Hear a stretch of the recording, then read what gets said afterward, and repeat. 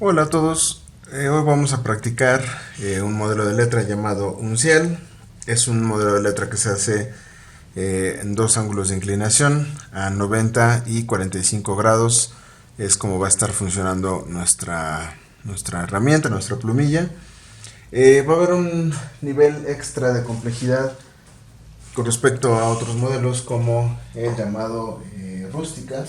Y ese nivel extra de complejidad es que ahora vamos a hablar de la eh, eh, proporción vertical. Es decir, nuestra herramienta siempre nos va a dar como el espacio, nos va a indicar cuál es el espacio que tiene que abarcar pues determinado modelo de letra. Esto es que si nosotros trabajamos con una herramienta pequeña, pues la letra se va a ver pequeña. Si trabajamos con una letra grande, pues también se verá grande. La única diferencia es que en este caso la letra va a tener la misma proporción siempre. Esa proporción continua o básica nos va a ayudar a que la estructura de la letra no cambie, ¿no? Entonces, ese es uno de los niveles de complejidad que va a tener nuestra letra. Voy a hacer primero un ejemplo de esta pauta o de esta proporción vertical a la que me refiero en grande con el pincel metálico, ¿no? Entonces, nuestra proporción siempre la vamos a hacer con la herramienta a 90 grados y haciendo un trazado similar a las banderas a cuadros, ¿no? Como las de las carreras. Esto nos va a indicar qué proporción tiene nuestra letra, ¿no? Entonces, así justo donde termina el trazo, inicio el que sigue hacia abajo.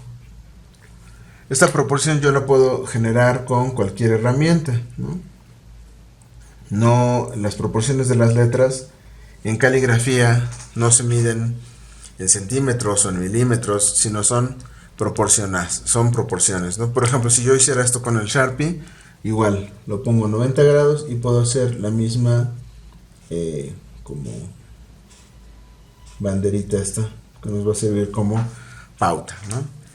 De aquí es de donde vamos a sacar los renglones que van a abarcar pues nuestras letras, ¿no? Mencionaba yo que la letra uncial se hace a 45 grados, es decir, con trazos como este, pero también vamos a usar algunos trazos a 90 grados. Otro nivel de dificultad extra que va a tener la letra uncial es la aparición o presencia de aumentos y disminuciones, es decir, son trazos que van a pasar, por ejemplo, de 45 a 90 grados en una misma ejecución. Deslizo de arriba hacia abajo de 45 a 90 y me quedaría algo como así. A esto también le podemos llamar estaca, pero lo correcto es decirle disminución. Esa disminución cuando es horizontal, por ejemplo, si pasamos de 45 a 90, se va a ver más bien como un aumento.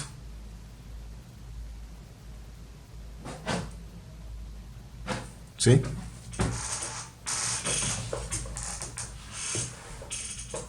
Esa figura entonces nos va a asegurar, nos va a dar el efecto de que hay una parte más delgada en el trazo de la letra que estemos haciendo.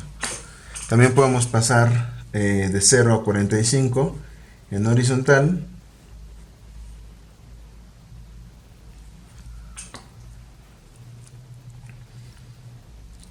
Y de 45 a 0 en horizontal, ¿sí? Les recomiendo que hagan esta práctica antes de que empecemos con nuestras letras unciales. Técnicamente este modelo de letras es el primero que vamos a considerar como una letra caligráfica, ¿sí? Por el uso tan específico que tuvo, que no fue otro más que componer textos sagrados, específicamente el Evangelio. Esta letra fue desarrollada entre el año 300 y el 500 después de Cristo, es decir, en los primeros siglos en que el Imperio Romano se convirtió al cristianismo, sucede un fenómeno interesante. El emperador Constantino logra unificar el entonces dividido Imperio Romano bajo la religión.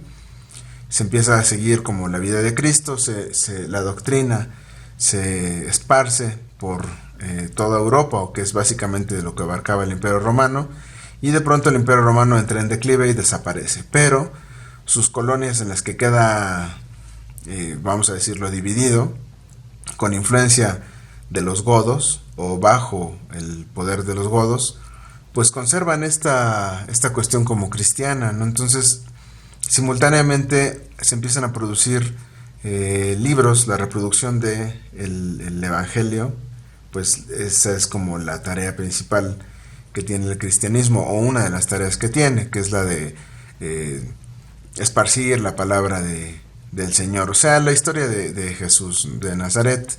Pero pues no había imprenta, no había fotocopias, no había correos electrónicos. Entonces la mejor manera de hacer esto es mediante la copia amanuense de libros medievales, ¿no? Que eso es con lo que surge precisamente la caligrafía, ¿no?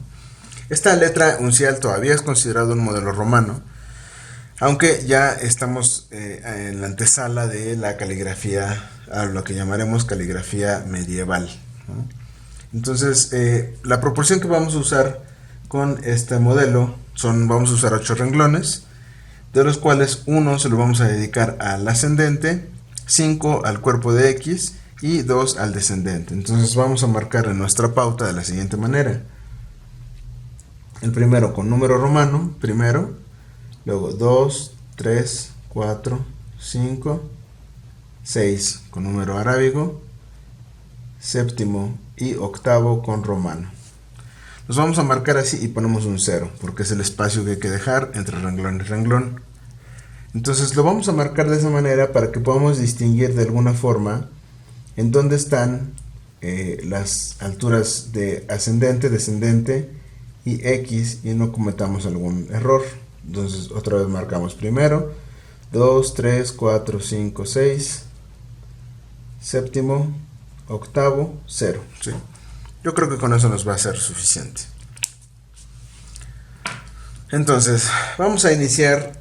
Casi todos los... este modelo se va a hacer a 45 grados, salvo algunas excepciones que yo les iré mencionando conforme las hagamos. Entonces, el primer trazo que vamos a hacer para la A de 0 grados, que por cierto, perdón, de 45 grados, vamos a indicar una cuestión más. Esta letra, voy a poner aquí una pauta horizontal, voy a ponerla aquí abajo. 1, 2, 3, 4 y 5. Esta va a ser mi pauta horizontal. No es una pauta exacta, pero solo es para que observemos más o menos la distribución de la letra. Esta es una letra que es prácticamente cuadrada, ¿sí?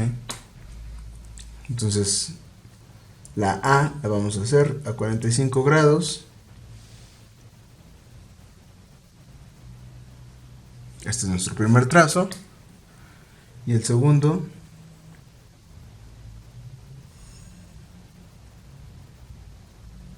así. El segundo lo empezamos en el renglón número 4, bajamos hacia el 6 y regresamos para conectar por el 5. La B la vamos a hacer ligeramente más arriba que la A, es ascendente, pero es un ascendente muy cortito. Deslizamos y nos quedamos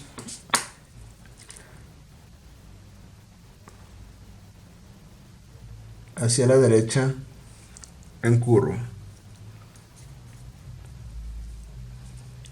Retomamos, hacemos una curva aquí, otra acá, y así se ve.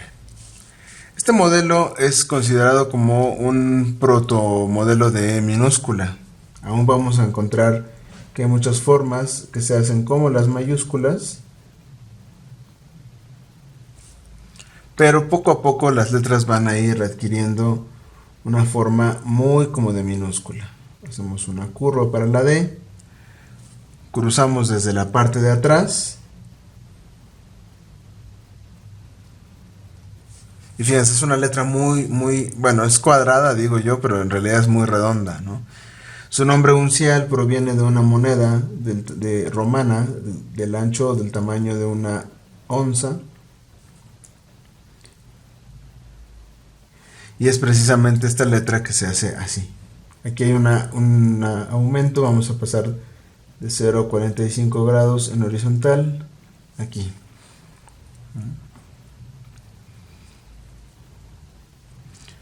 Aquí vamos a hacer un ligero descendente, también con reducción. Solamente bajamos un renglón, no es todo completo. Y la curva la hacemos igualita a la de la E. El brazo de la F sí lo podemos cruzar completo sin disminución. Aquí E y F empiezan a tomar formas distintas o caminos distintos, a diferencia de las mayúsculas que se ven más, la F se ve más como una E sin una de las piernas, ¿no?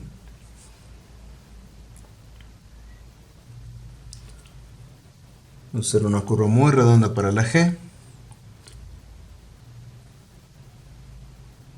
Bajamos y la cubrimos aquí. Aquí ven cómo la G empieza a cerrarse poco a poco, como va a suceder con las minúsculas, que básicamente es una forma cerrada. Acá tenemos otra ascendente, la H. Es un palo muy recto. Conectamos a 45 grados muy abierto. Y lo vamos a dejar ahí. La I no es otra cosa más que una barra. Aquí ya empezamos a hablar de la presencia de un punto, que es más bien como un trazo curvo que se coloca sobre la barrita. Se estima que fueron los copistas irlandeses los que inventaron el punto y otros signos de ortografía para distinguir las letras. Y la letra uncial finalmente tiene mucha influencia de eso, ¿no? Aunque sería la uncial como tardía, también llamada insular, que es más propia del siglo VIII y IX después de Cristo. Ya no romana, como decía yo, más bien irlandesa, ¿no? La J vamos a subir, bajamos y tiene un ligero descendente en diagonal. Complementamos con el punto como el de la I. Acá vamos a hacerla con una estaca que va de 45 a 90. Se ve más delgada que las demás de abajo. Retrocedemos.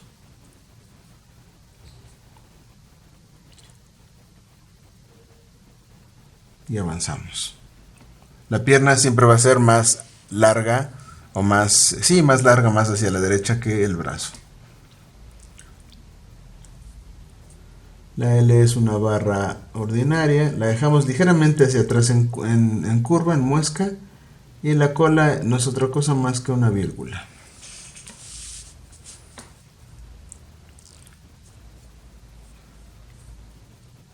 La M va a ser una curva muy abierta. La dejamos ahí. Después vamos a hacer una estaca más adelante, aproximadamente una punta o una punta y media más adelante del primer trazo, y la dejamos así en la estaca. Cerramos. Es muy importante hacer primero y por último de atrás. Es muy importante hacer primero el segundo paso, que sea la parte en medio de la M, para que quede más equilibrada. Si la cerráramos, corremos el riesgo de que esta nos quede muy hacia la derecha o muy hacia la izquierda. La N es muy parecida. Vamos a hacer una forma de estaca también. Tocamos. Y la N la vamos a hacer descender un poco, para que se distinga tanto de M como de H. La O tiene una redondez muy cuadrada. Sobre todo eso se lo vamos a dar con este trazo. Esto fue muy redondo, esto lo hacemos ligeramente recto y luego redondo. La P es muy sencilla, tiene un muy ligero descendente, ni siquiera llega al cuadro completo de descendente. Y en la misma P vamos a conectar un círculo hacia afuera y lo cerramos desde atrás así.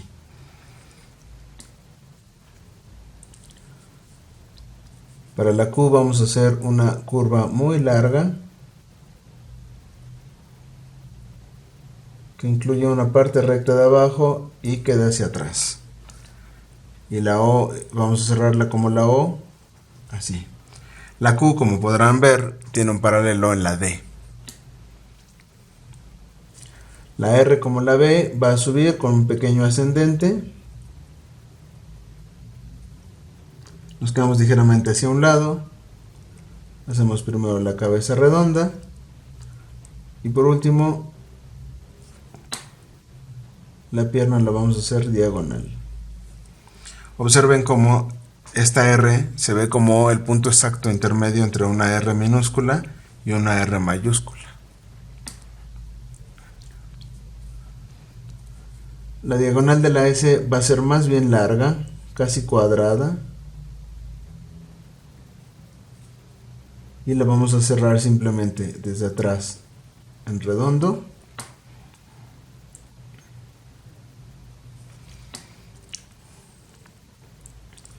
Y hacia adelante en cuadrado.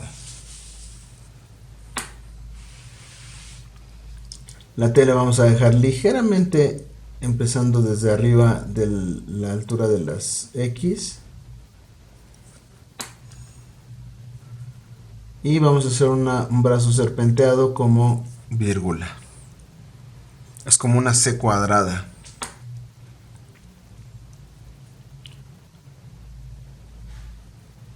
La V va a ser una diagonal. Y la conectamos con un brazo curvo hacia atrás. En este caso no vamos a tener una forma distinguible entre V y U. Es decir, es como si usáramos la misma letra, muy al estilo antiguo. La W la vamos a hacer muy parecida a la M. Hacemos primero una curva. Disminuimos.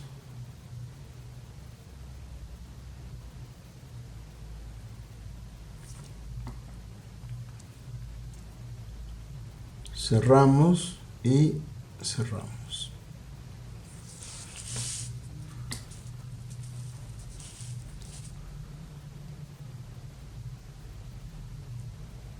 La X va a ser una X curva. Vamos a hacer primero una curva a la derecha. No llega por completo hacia abajo.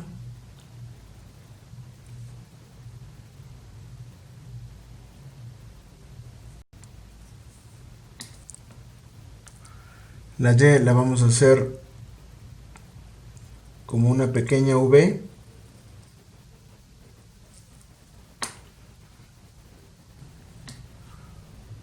Y por último, la Z es una vírgula, una diagonal